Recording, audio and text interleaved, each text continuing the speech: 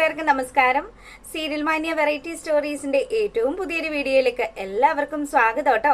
അപ്പൊ ഞാൻ എത്തിയിരിക്കുന്നത് ചെമ്പനീർ പൂവ് സീരിയലിന്റെ ഇന്നത്തെ സൂപ്പർ ഹിറ്റ് കഥയൊക്കെ ആയിട്ടാണ്. അപ്പം ആരെങ്കിലും കൂട്ടുകാർ ആദ്യമായിട്ടാണ് എന്റെ ചാനൽ കാണുന്നതെങ്കിൽ ഇഷ്ടപ്പെട്ടാൽ സബ്സ്ക്രൈബ് ചെയ്യാൻ മറക്കരുത് കേട്ടോ. നമുക്ക് നേരെ കഥയിലേക്ക് പോയാലോ.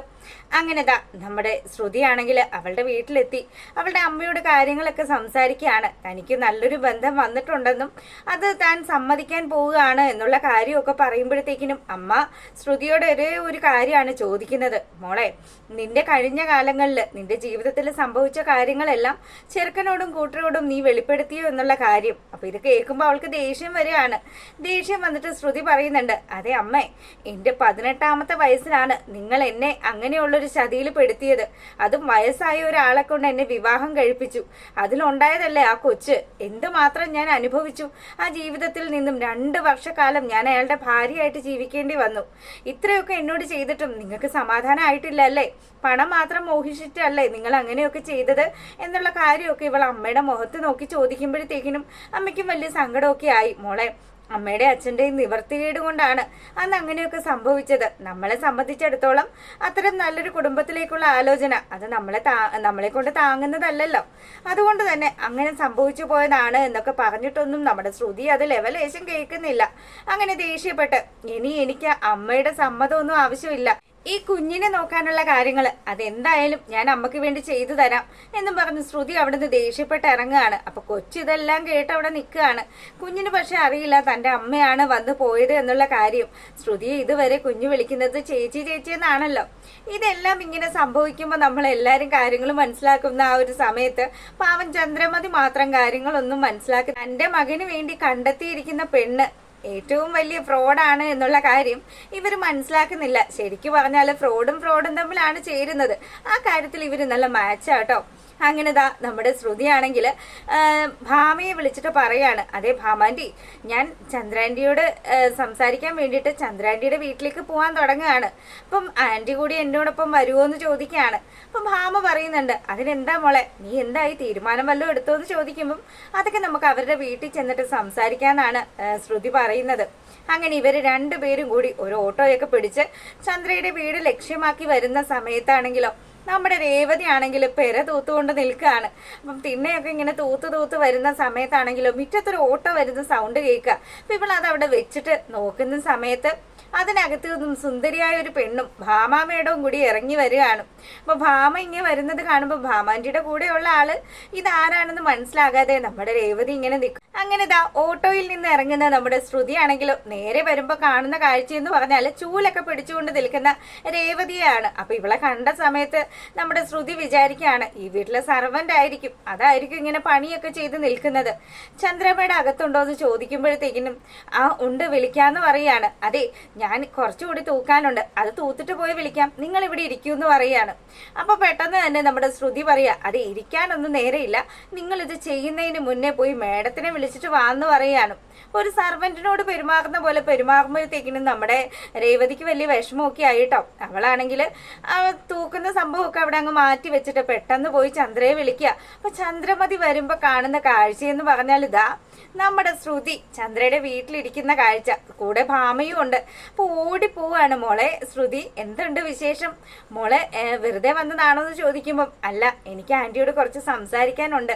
എന്തായാലും ഞാൻ വന്ന കാര്യം ആന്റിക്ക് മനസ്സിലായി കാണുമല്ലോ, എനിക്ക് ചില തീരുമാനങ്ങളൊക്കെ ഉണ്ട്, അത് അറിയിക്കാൻ വേണ്ടി വന്നതാന്ന് പറയുന്ന സമയത്ത് ചന്ദ്രമതി അങ്ങ് സന്തോഷിക്കുകയാണ്. അപ്പൊ താൻ ആഗ്രഹിച്ച കാര്യമായിരിക്കും ശ്രുതി തന്നോട് പറയാൻ പോകുന്നത് എന്നുള്ള ആകാംക്ഷയിൽ മോളെ എന്താ പറയും? ആന്റി എന്തായാലും പറയാം, ആന്റി ഒന്ന് സമാധാനപ്പെട്.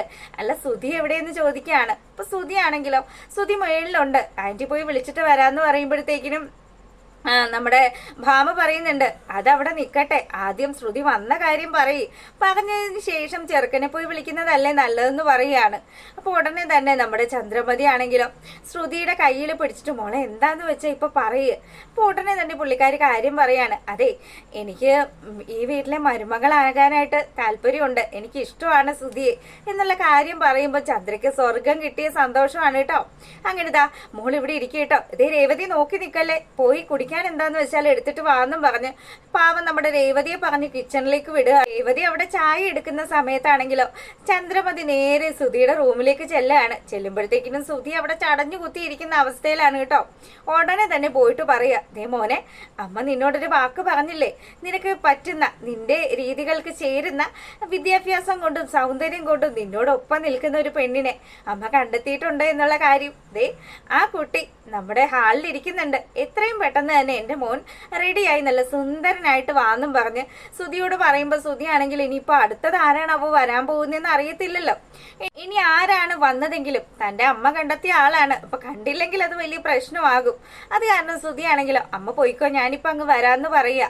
അങ്ങനെ ചന്ദ്രമതി വളരെ സന്തോഷത്തിന് താഴേക്ക് വരുമ്പോഴാണ് രവി അങ്ങോട്ട് വരുന്നത്.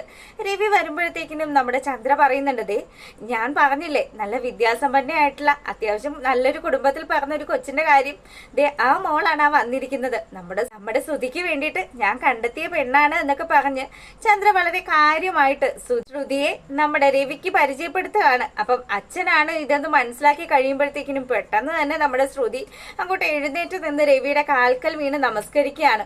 അപ്പം ഇത്രയും അച്ചടക്കവും ഒതുക്കവും ഒക്കെ ഉള്ള പെണ്ണിനെ കാണുമ്പോഴത്തേക്കിനും ചന്ദ്ര അങ്ങ് പൊങ്ങുകയാണ് കേട്ടോ. എന്തായാലും ചന്ദ്രമതിയുടെ സെലക്ഷൻ ആണല്ലോ, പക്ഷെ പണി പുറകെ വരുന്നുണ്ട് അവറാച്ച എന്നുള്ള കാര്യം നമ്മുടെ ചന്ദ്രയ്ക്ക് മനസ്സിലായിട്ടില്ല. അങ്ങനെ ശ്രുതിയുടെ ഈ ഒരു ഭവ്യതയും എളിമയും ഒക്കെ കാണുമ്പോഴത്തേക്കിനും രവി ചോദിക്കുന്നുണ്ട്, അല്ല മോള് തനിയേ ഉള്ളോ, മോൾ എന്താ ചെയ്യുന്നേ, എന്താ ജോലി എന്നൊക്കെ ചോദിക്കുകയാണ്. അങ്കിളെ എനിക്കൊരു സ്പായും കാര്യങ്ങളും ഒക്കെ ഉണ്ട്, ഞാനൊരു തെറാപ്പിസ്റ്റ് ആണ് എന്നുള്ള കാര്യം, എന്റെ അച്ഛൻ വിദേശത്ത് ബിസിനസ് ചെയ്യാണ് എന്നുള്ള കാര്യം പറയാണ്. അപ്പൊ ഇതൊക്കെ കേൾക്കുമ്പം രവി പറയാ, അല്ല മോളെ ഇങ്ങനെയുള്ളൊരു കാര്യം വരുമ്പോഴത്തേക്കിനും അച്ഛനും അമ്മയും ഒക്കെ വരേണ്ടതല്ലേ. എൻ്റെ അമ്മ മരിച്ചിട്ട് വർഷങ്ങളായെങ്കിലേ എനിക്ക് അച്ഛൻ മാത്രമേ ഉള്ളൂ. അച്ഛൻ വിദേശത്താണ്. അപ്പം അച്ഛൻ്റെ കാര്യങ്ങളെല്ലാം ചന്ദ്രാൻ്റെ പറയും എന്നുള്ള കാര്യമൊക്കെ ഇവള് പറയുമ്പം എൻ്റെ പൊന്നു മനുഷ്യൻ നിങ്ങളൊന്ന് അടങ്ങ്, ഞാൻ എല്ലാ കാര്യങ്ങളും നിങ്ങളോട് വിശദമായിട്ട് പറയാമെന്നും പറഞ്ഞ് ചന്ദ്രമതി നമ്മുടെ രവിയെ മാറ്റി നിർത്തി സംസാരിക്കുകയാണ്. അപ്പം ഈ സമയത്താണെങ്കിലും മോളെ എനിക്കൊരു കാര്യം കൂടി പറയാനുണ്ട്. ശ്രുതിക്ക് പ്രത്യേകിച്ച് പണിയും കാര്യങ്ങളും ഇല്ല. ഈ കാര്യങ്ങളെല്ലാം ചന്ദ്ര നിന്നോട് പറഞ്ഞതാണോ എന്ന് ചോദിക്കുമ്പം എല്ലാ കാര്യങ്ങളും എനിക്കറിയാമെങ്കിലേ ഞാൻ എന്തായാലും നല്ല രീതിയിൽ സമ്പാദിക്കുന്നുണ്ട്. ശ്രുതിക്ക് ഇപ്പം തൽക്കാലത്തേക്ക് എന്നോടൊപ്പം കൂടാനുള്ള കാര്യങ്ങളെല്ലാം ഞാൻ ചെയ്തോളാം എന്നുള്ള കാര്യമൊക്കെ പറയുമ്പോൾ നമ്മുടെ രവിക്കാണെങ്കിൽ അതിലൊക്കെ ഒരു പൊരുത്തക്കേട് ഫീൽ ചെയ്യാണ്. അപ്പം രേവതി ആണെങ്കിലോ ഇതാ ചായയും ഒക്കെ ആയിട്ട് വന്നു. ചായയായിട്ട് വന്ന സമയത്താണെങ്കിലോ രേവതിയോട് ഒരു സർവന്റിനോട് പെരുമാറുന്ന പോലെയാണ് നമ്മുടെ ചന്ദ്രമതി പെരുമാറുന്നത്.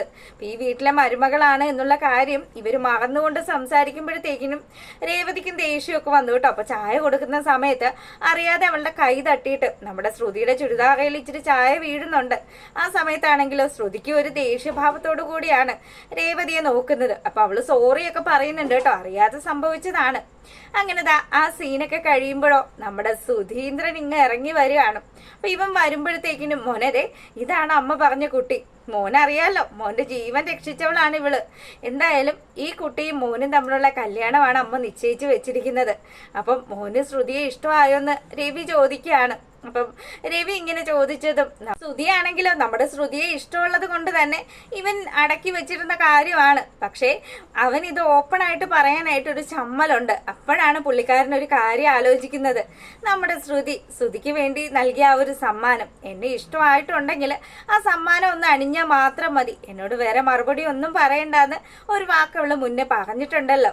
അങ്ങനെ ആ ഒരു വാക്ക് ഇവൻ ഓർത്തതും ഇവൻ ഒന്നും പറയാതെ അവിടുന്ന് എഴുന്നേറ്റ് പോവാണ്. പോകുന്ന സമയത്ത് നമ്മുടെ ശ്രുതിക്ക് ഒരു ചെറിയ ടെൻഷനൊക്കെ ആയിട്ടോ. ഇനി ഇവൻ എന്നെ ഇഷ്ടപ്പെട്ടില്ലേ, ഇതെന്താണ് സംഭവം, ഞാൻ ഈ വീട്ടിലേക്ക് ഇടിച്ചു കയറി വന്നത് ഇഷ്ടപ്പെടാത്തത് കൊണ്ടെങ്ങാനും ആണോ എന്നുള്ള ചിന്ത. പക്ഷെ അവള് പ്രതീക്ഷിച്ച പോലെയൊന്നും അല്ല കേട്ടോ കാര്യങ്ങൾ നടന്നത്. നമ്മുടെ ശ്രുതിയാണെങ്കിലോ നേരെ റൂമിൽ പോയി ശ്രുതി വാങ്ങിക്കൊടുത്ത ആ ഒരു ഡ്രസ്സ് അണിഞ്ഞ് താഴേക്ക് വരികയാണ്. അപ്പൊ ചന്ദ്ര ചോദിക്കുന്നുണ്ട്, അല്ല മോനെ ഇതെന്താണ്, നീ കുറച്ചു മുമ്പ് വേറൊരു ടീഷർട്ട് അല്ലേ ഇട്ടത്, ഇപ്പൊ എന്താ ഇത് ഇട്ടിട്ട് വരുന്നേന്ന് ചോദിക്കുമ്പം അത് ശ്രുതിക്ക് മനസ്സിലായി കാണും. അപ്പൊ ശ്രുതി ഒരു നാണത്തോട് കൂടി അവിടെ ഇങ്ങനെ ഇരിക്കുകയാണ്. അപ്പൊ ആ സമയത്താണെങ്കിലോ എന്തായാലും ചെറുക്കനും പെണ്ണിനും പരസ്പരം ഇഷ്ടമായ സ്ഥിതിക്ക് മോളുടെ ഡാഡിയോട് എത്രയും പെട്ടെന്ന് തന്നെ ഞങ്ങളെ വിളിക്കാൻ പറയാനൊക്കെ ചന്ദ്ര പറയുമ്പോഴാണ് ഈശ്വര ഇനിയിപ്പൊ കുടുങ്ങുമല്ലോ കാര്യങ്ങള്, ഡാഡി ഇല്ലാത്ത ഡാഡിയൊക്കെ ഉണ്ടാക്കണമല്ലോ. അങ്ങനെ ഇവളിരുന്ന് ആലോചിക്കുമ്പോഴത്തേക്കിനും ഇനി ഇവിടെ ഇരുന്ന് കഴിഞ്ഞാൽ ശരിയാവില്ല, കൂടുതൽ ചോദ്യങ്ങളൊക്കെ ചോദിച്ചു കഴിഞ്ഞാൽ താൻ പെടും എന്നുള്ള കാര്യം ശ്രുതിക്ക് മനസ്സിലാകുകയാണ്. അപ്പൊ അവളാണെങ്കിലോ ഞാൻ എന്തായാലും ഡാഡിയെ വിളിച്ച് കാര്യങ്ങൾ പറയാം. ഇത്രയും നാളെ എനിക്ക് ഇതിനൊന്നും താല്പര്യം ഇല്ലായിരുന്നല്ലോ. ഇപ്പൊ എനിക്ക് പറ്റിയ ഒരു ബന്ധം വന്നത് കൊണ്ട് തന്നെ എനിക്ക് താല്പര്യമായതാണ്. എന്തായാലും എന്റെ ഡാഡി ഇവിടുത്തെ അങ്കിളിനെ വിളിച്ച് സംസാരിച്ചോളൂ എന്നൊക്കെ പറഞ്ഞ് അവൾ ഇറങ്ങാൻ തുടങ്ങുന്ന സമയത്താണെങ്കിലോ നമ്മുടെ സുധീന്ദ്രൻ പറയാണ്, എന്നാ അമ്മ ഞാനും ഒന്ന് പുറത്തു പോയിട്ട് വരാം. ആയിക്കോട്ടെ മോനെ എന്നും പറഞ്ഞ് അവരും അങ്ങ് പോവുകയാണ് കേട്ടോ. അപ്പൊ രണ്ടാളും കൂടിയാണ് ശരിക്കും പറഞ്ഞാൽ പോകുന്നത്. ഇവർ പോകുന്ന സമയത്താണെങ്കിലോ ചന്ദ്രമതിയുടെയും ശ്രുതിയുടെയും ഈ സ്വഭാവങ്ങളൊക്കെ പിടിക്കാതെ ഒരാൾ അടുക്കളയിൽ നിൽക്കുന്നുണ്ട്, നമ്മുടെ രേവതി. അപ്പൊ അവളാണെങ്കിലോ ഇതെന്ത് ചെയ്യാനാ ഇപ്പോ, വന്ന് വന്ന് താൻ വേലക്കാരി ആവുന്ന അവസ്ഥയാണ്. എന്തായാലും ഇങ്ങനെയൊന്നും പോയി കഴിഞ്ഞാൽ ശരിയാവില്ല എന്നും പറഞ്ഞ് അവൾ അങ്ങനെ വിഷമിച്ച് നിൽക്കുന്ന സമയത്താണ് അവളുടെ ഫോണിലേക്ക് ദേവു വിളിക്കുന്നത്. ദേവിക വിളിക്കുന്ന സമയത്ത് രേവു ഫോൺ എടുത്തിട്ട് പറയാണ്, എടി എന്നാടി, ഞാൻ ആകെ മൊത്തം തകർന്നു നിൽക്കുന്ന അവസ്ഥയിലാണ്. അപമാനിതയായി എന്ന് പറഞ്ഞാൽ അതിന്റെ അങ്ങേപ്പുറത്ത് അപമാനമാണ് ഇവിടെ ഇപ്പൊ നടന്നുകൊണ്ടിരിക്കുന്നതെന്നൊക്കെ പറഞ്ഞ് ഇങ്ങനെ സംസാരിക്കുക കേട്ടോ. അപ്പൊ ആ സമയത്ത് ദേവു ചോദിക്കുന്നുണ്ട്, എന്താടി ചേച്ചി, എന്താ പ്രശ്നം? അതെ, ഒന്നും പറയണ്ട, ഇവിടെ ശ്രുതിക്ക് വേണ്ടിയിട്ട് ഒരു പെണ്ണ് ആലോചനയുമായിട്ട് ഇങ്ങോട്ട് വന്നിരിക്കുകയാണ്. അതും പെണ്ണ് കാണാൻ പോകുന്ന ചടങ്ങൊക്കെ മാറ്റി വെച്ചിട്ട് ഇപ്പം ആൾക്കാർ ആണ് കാണൽ ചടങ്ങിന് ഇറങ്ങിയിരിക്കുകയാണ്. എന്തായാലും ഈ കല്യാണം നടക്കുന്ന ലക്ഷണമൊക്കെയാണ്. പക്ഷേ എനിക്ക് തോന്നുന്നുണ്ട് ഇവൾക്ക് എന്തോ ഒരു കുഴപ്പമുള്ളത് പോലെ. അവളാണെങ്കിലോ ഞാനൊരു വേലക്കാരിയാണ് എന്നുള്ള മട്ടിലാണ് എന്നോട് പെരുമാറിയത്. പിന്നെ ഇവിടുത്തെ അമ്മയുടെ കാര്യം നിന്നോട് പറയണ്ടല്ലോ, അവരും ആ രീതിയിൽ തന്നെയാണ് എന്നോട് പെരുമാറിയത് എന്നൊക്കെ രേവതി നമ്മുടെ ദേവുവിനോട് സംസാരിക്കുകയാണ്. അപ്പൊ അവള് പറയുന്നുണ്ട്, ചേച്ചി ഇതേ നിന്റെ അടുത്ത് ആരെങ്കിലും ജാട കാണിക്കാൻ വന്നു കഴിഞ്ഞാൽ ആ വീട്ടിലെ മരുമോള് നീയാണ്, നീ ആ രീതിയിൽ വേണം നിൽക്കാൻ എന്നുള്ള കാര്യമൊക്കെ പറയുമ്പോൾ ലക്ഷ്മിയമ്മ വിലക്കാണ് കേട്ടോ.